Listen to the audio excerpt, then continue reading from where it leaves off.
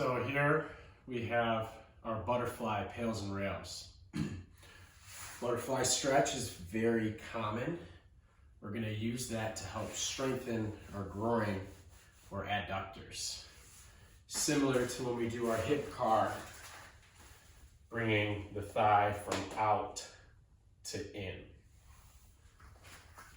The setup is going to be keeping your feet glued together. Heels are going to be as close as you can to your body, but most importantly, we want to maintain good erect posture. So only bring the heels in as far as you can without slouching. We want to be nice and tall, preferably with a little bit of an arch in our lower back. So I'm going to actively drive my knees as far to the ground as I can. Once I can't go any further, I can either use my hands, or if you're like me and not as flexible in this position, you can use your forearms and elbows to keep the knees right where they are.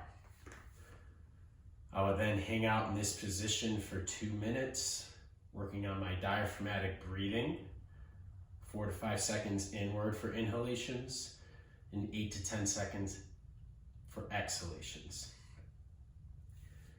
Afterward, I'm going to create my PAIL contraction, which is going to be bringing my thighs this way into adduction.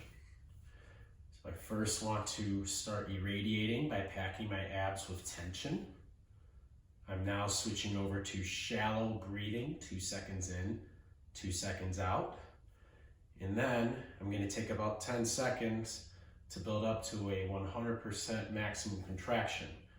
And that's going to be pushing my knees into my elbows into my knees.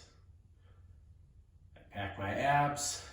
I'm building up to 100%, 20, 40, 60, 80, 100. Your knees are pushing into your elbows and your elbows are pushing into your knees as hard as you can. We're going to hold this PAIL contraction then for 10 to 15 seconds.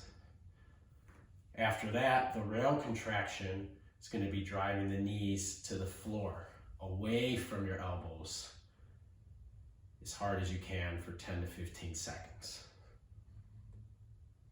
Keeping good erect posture.